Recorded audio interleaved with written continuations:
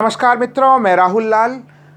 31 अगस्त को सरकार ने अर्थव्यवस्था के आंकड़े जारी कर दिए हैं, जो प्रथम तिमाही के आंकड़े हैं, और ये विकास दर के आंकड़े काफ़ी चौंकाने वाले आंकड़े हैं। जो सारे अर्थशास्त्री या दुनिया भर के जो दिग्गज लोग थे, जिस आंकड़े का इंतजार कर रहे थे, जो अनुमान लगा रहे थे कि वह माइनस में होंगे, वो अनुमान तो था, लेकिन उन अनुमानों से ऊपर ये आंकड़ा -23.9% अर्थात -24% लगभग का यह आंकड़ा है विकास दर का। संक्षेप में समझे कि जीडीपी का ये विकास दर क्या है। ये एक तरह से हम आप सबों का जो भी चीज़ हम लोग साल भर में अर्जित करते हैं या जो हम लोग इस बीच में उत्पादित करते हैं, उन सबों को इसमें जोड़ दीजिए तो मोटे तौर पे वो हमारे जीडीपी का हिस्सा होता है। इसका माइनस में चले जाना अत्यंत ही अर्थव्यवस्था के लिए खतरनाक संकेत है। क्या ये माना जाए कि केवल कोरोना के कारण ही यह माइनस में चला गया? ये कई ऐसे सवाल उठते हैं जिसको हम लोग अभी चर्चा करेंगे। मित्रों, यहाँ पे ये समझना भी आवश्यक है कि अर्थव्यवस्था के दो बड़े क्षेत्र होते हैं, एक संगठित क्षेत्र, दूसरा असंगठित क्षेत्र। सरकार के पास केवल संगठित क्षेत्र के आंकड़े होते हैं। असंगठित क्षेत्र के आंकड़ों का जो इसमें प्रयोग किया गया है वो काल्पनिक आंकड़ों का प्रयोग किया गया है। ऐसे में आप लोग पूछेंगे कि आखिर वो इमेजिनरी या काल्पनिक संख्या कहाँ से ली गई? असंगठित क्षेत्र के लिए भी सरकार ने इसमें संगठित क्षेत्र के ही आंकड़ों का प्रयोग किया है। चाहे नोटबंदी हो, जीएसटी हो या फिर लॉकडाउन, इससे सबसे ज़्यादा नुकसान असंगठित क्षेत्र का हुआ है।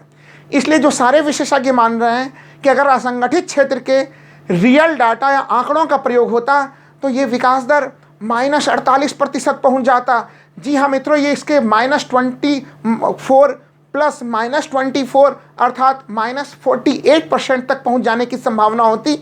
अर्थव्यवस्था की ये तस्वीर दिखा रही है कि भारतीय अर्थव्यवस्था की स्थिति काफ़ी भयावह है। अगर विकास ही नहीं हो रहा है तो इसका मतलब है हमारे आपके सबों के पॉकेट खाली हैं। अगर हमारे आपके सबों के पॉकेट खाली हैं तो इसका मतलब है कि हम लोग मार्केट में डिमांड काफ़ी कम करेंगे, मांग काफ़ी कम करेंगे।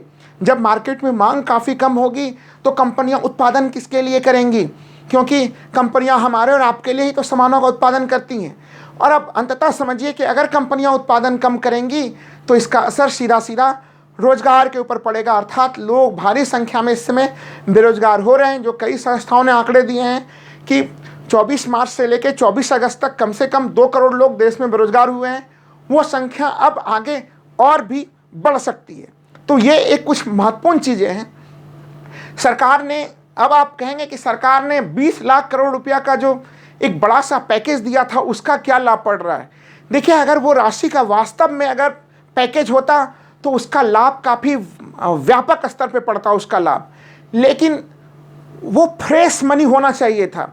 उसमें फ्रेश मनी काफ़ी कम था। फ्रेश मनी का मतलब ये है कि जो बजटीय आवंटन से अलग की राशि का प्रावधान होना चाहिए था। अगर वो देखेंगे तो वो प्रावधान उसमें काफ़ी कम रहा। तो मिला जुला के अब काफ़ी आवश्यक है कि सरकार अर्थव्यवस्था को लेकर कुछ वैसे ही बड़े निर्णय ले जैसे बड़े निर्णय सरकार ने राजनीतिक क्षेत्र में लिया है। पिछले साल से सरकार आई है, जब से काफ़ी प्रचंड बहुमत में राजनीतिक क्षेत्र में बड़े निर्णय हुए, लेकिन अर्थव्यवस्था के क्षेत्र में जो निर्णय हुए जैसे बैंकों का एकीकरण, वो एक तरह से विपरीतगामी निर्णय थे। इसका अर्थव्यवस्था पर उल्टा प्रभाव पड़ा। कारपोरेट टैक्स में कमी किया गया भारी मात्रा में, वो भी एक तरह से उल्टा निर्णय था। जबकि सरकार को निर्णय ये लेना था कि सबसे निचले तबके को लाभ कैसे पहुंचाया जाए, या जो टैक्स जो लोग दे रहे हैं उनको कैसे छूट पहुंचाई जाए, और इंफ्रास्ट्रक्चर के मामलों में हम लोग कैसे बढ़ोतरी करें। जब सरकार एक सड़क या फिर रेलवे या प्रोजेक्ट कुछ भी बनाएगी तो उससे हमारे अर्थव्यवस्था में मांग पैदा होगी। हम एक से दूसरे जगह पैसा ट्रेवलिंग करेगा और अर्थव्यवस्था में कुछ ग्रोथ हो सकेगा।